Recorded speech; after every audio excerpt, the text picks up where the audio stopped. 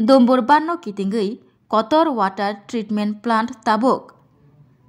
snamjagla khnei sangrongshalo bidanshabao MLA Ronjit Das no kok phiroka hasri mantri okra Professor Dr. Manik Saha Dombor banno kitingui tongkosang lukurokno nangjaknai tui kaham sogoirani bagai kotor water treatment plant snamna nino tui sangrongshalo kokti samani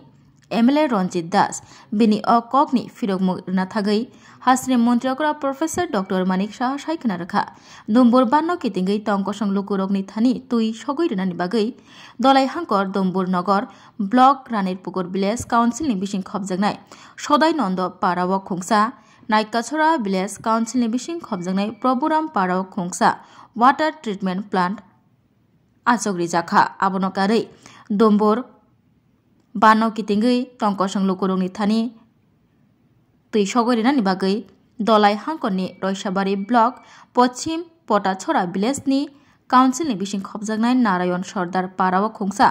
water treatment achogri jakha tei chengibo rijakha aroni bisingo jotoi 55 nukhungni borok rokno pipeline ni bising tui rijagoi tongo montriokra botaibo saka watini molo Dombor bano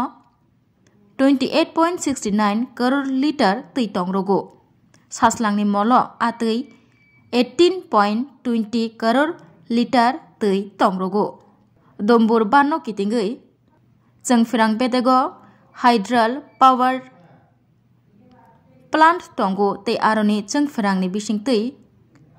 jengfirang khlainani bagai 20.98 crore liter ni slai kebang tui nango fia saslangni molo 50 ni simi jengui 70 salo nangmani tui komioi thango abobai hydral power plant ni turbine ni saka tui thangmani tui hokbar khalei rokni khetorokni bagai lift irrigation scheme ni bising tui water treatment plant achogri jakha aboni bagai no tabuk Dombor banno kitingui kotor water treatment plant snamnani anglak nei kok phiroka hasni mantri okra Professor Dr. Manik Saha bite hasni mantri okra Professor Dr. Manik Saha ni kok khnawui point of clarification tuboi MLA Ronjit Das saikna rakha hydral power plant ni turbine ni bagai nangmani tui ni water treatment plant snamui mano MLA ni okok khnawui mantri okra saikna rakha obnotoi bo tangpedekni engineer te dagifang songrok bai kok salaimani yagulo tamo yapri romjakno abnotoi nainai hinai saka hasni mantri okra Dr. Manik Saha আমাদের যে এবার ত্রিপুরা জল জীবন মিশনের ব্যাপকভাবে ক্ষুদ্র এবং গভীর নলকূপের মাধ্যমে ভূগর্ভস্থ জলকে ব্যবহার করে পানীয় জলের জন্য দেওয়া হচ্ছে হিল পাহাড়গুলোতে এই জল বেশিরভাগ আয়রনযুক্ত এবার যেটা আমাদের খরার সময় ওই সময় বিশেষভাবে ডিপ ওয়েলের জলগুলো যে গভীর নলকূপ রয়েছে বা স্বল্প ব্যাসের নলকূপ রয়েছে বা বিশেষভাবে উদ্ভাবনীয় প্রকল্পগুলো রয়েছে সেগুলো অনেক সময় জল তার পর্যাপ্ত পরিমাণে সেগুলো দিতে অক্ষমতার জন্য কী হয় মেশিন নষ্ট হয় জল পায় না এতে কী হয় একটা সমস্যা তৈরি করে গতকালকে আমাদের যে গো শরণার্থী রয়েছে সেখানে একটা ডিপ ওয়েল মেশিন আছে সেটা মেশিন নষ্ট হয়ে গেল সঙ্গে সঙ্গে মানুষ ফোন করছে আমাকে ফোন করলো যে আমাদের এখানে জল পৌঁছানোর জন্য গাড়িতে ব্যবহার করা হয় মাননীয় অধ্যক্ষ মহোদয় আমার বিষয়বস্তু হলো যে ডম্বুরের যে জলাশয়ের জলটা সেটা আমাদেরকে ক্যানেলটা দিয়ে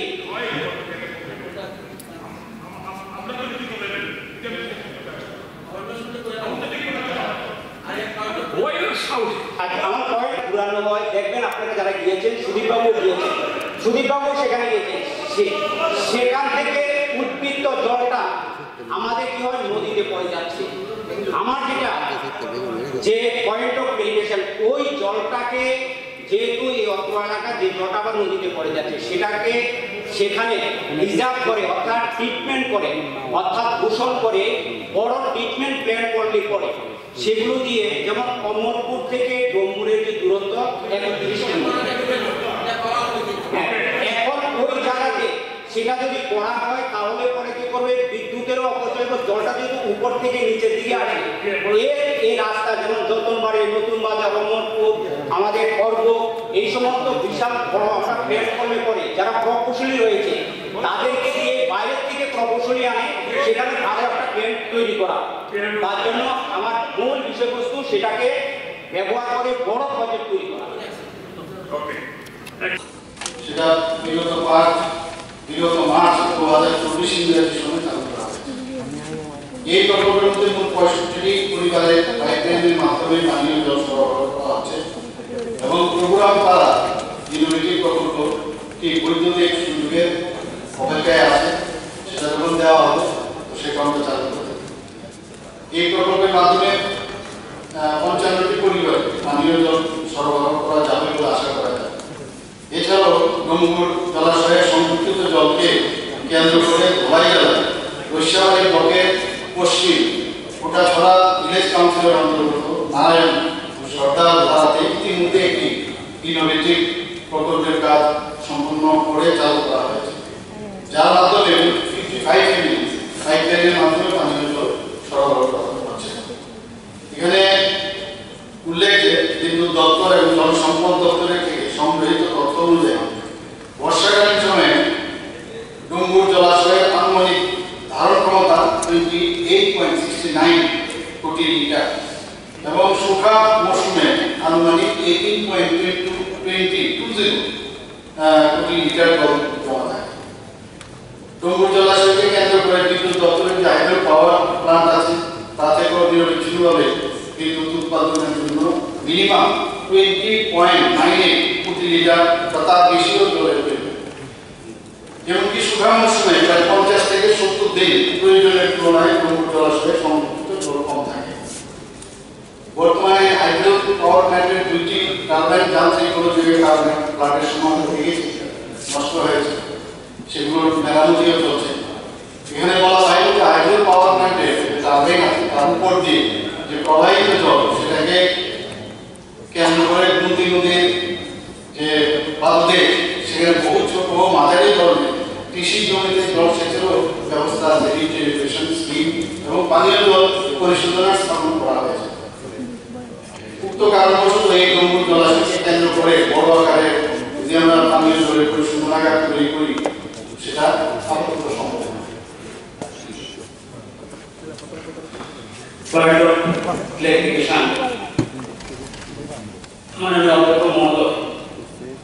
এই মুহূর্তে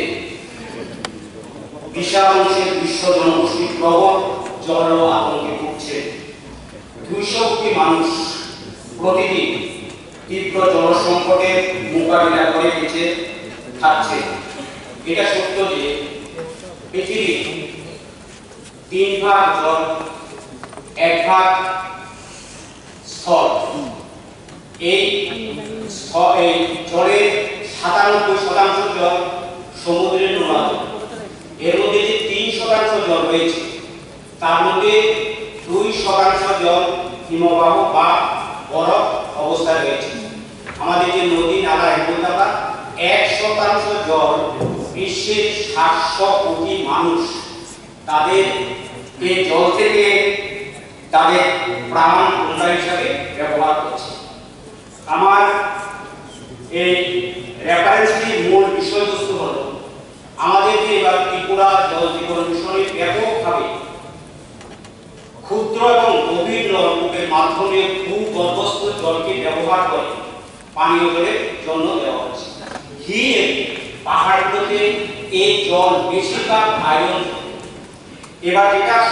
আমাদের খরার সময় ওই সময় বিশেষভাবে ডিপ ওয়েলের জলগুলো যে গভীর নলকূপ রয়েছে বা স্বল্প ব্যাসের নলকূপ রয়েছে বা বিশেষভাবে উত্থানীয় প্রকল্পগুলো রয়েছে